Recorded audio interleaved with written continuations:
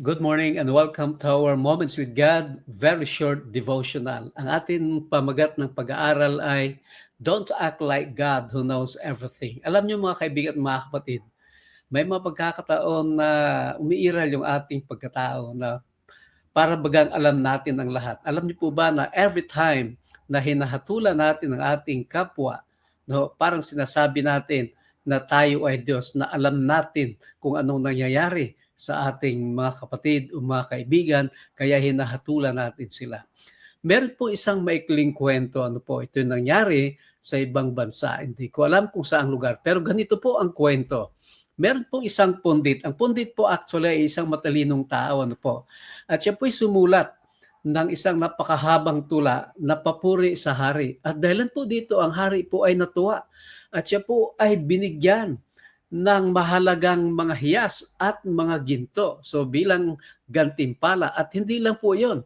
Sabi pa po niya sa kanyang mga tauhan ay ano po, ang pundit na ito ay ilagay po sa isang palangkwin. Yung palangkwin po ay yung pinapasan ng mga tao ano, naman nakaupo doon yung ipinapasyal. At sabi po ay dalhin siya doon sa kanilang village at ipasyal ano po at ipakita na ang taong ito ay matalino. So samantalang sila po ay naglalakad ano, may kasamang mga sundalo, may mga trumpet at talagang napakasaya ipinapahayag po doon sa buong village na ito pong taong ito ay matalino. No, meron pong isang bata na lumapit doon sa mga taong yon. At siya po ay nagtanong, sabi niya, ano po ang inyong ginagawa? Ano po? Ano po yung inyong pinapasan? No, ang sabi po ng tao, punditchi. Sabi po noong bata, ano po yung punditchi? Sabi niya, he's a learned person. Sabi po, siyang matalinong tao. So, sabi nung bata, oh, matalinong tao? Talagang alam ba niya ang lahat ng mga bagay? Ito? So, does he really know everything? So, dahil po doon, natigil po yung mga taong nagpapasan doon sa palangkwin. At nagalit po yung, yung punditchi, yung matalinong tao. Sabi niya, bakit ba tayo tumigil? Po, at sumagot po yung isa, sabi po, Punditsi, meron po kasing bata dito na nagtatanong, hindi namin kayang sagutin yung kanyang katanungan. So ang ginawa po ng matalinong tao, siya'y pumaba doon sa palangkwin at lumapit sa bata at sabi niya, is that so totoo bang may tanong ka? Okay, ano ba ang tanong mo? Sasagutin natin. Ang ginawa po ng bata, kumuha ng stick, tapos po ay gumuhit sa lupa, ano po. The boy bent down and drew disjointed zigzag lines on the ground with his sticks. No, pagkatapos na siya po ay mag-drawing doon, ay tinanong niya, no, yung pundit sabi niya, alam niyo po ba kung ano ito?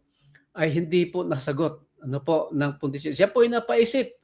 Sabi niya, nung tinitingnan niya, hindi naman ito parang alphabet ng anumang mga wika. No? Hindi naman to ahas o di kaya ay lubid sapagkat yung yung zigzag lines ay disjointed ano. So, natawa po yung bata, sabi niya, hindi mo alam yan? Kala ko ba matalinong tao ka? Sabi mo, alam mo ang lahat ng mga bagay. Yan, simpleng bagay lang, hindi mo alam. Alam niyo po, medyo naasar yung matalinong tao ito. Pero sabi niya, okay, sige, hindi ko alam. You tell me the answer. So sumagot po yung bata. Ang totoo po niyan ay ito. So dito puputulin ko po yung yung kwento sapagkat merong tanong. The questions. What was the boy's answer? Ano po sa palagay niyo yung sagot ng bata? No? At ano po ang implication ng kwentong ito? So hihintayin ko po yung inyong sagot. Mag-comment lang po kayo dyan kung inyo po itong marinig o mapanood. At magbigay po kayo ng inyong implication base po sa kwentong ito. Okay? So maraming salamat po. Hihintayin ko po ang inyong mga kasagutan.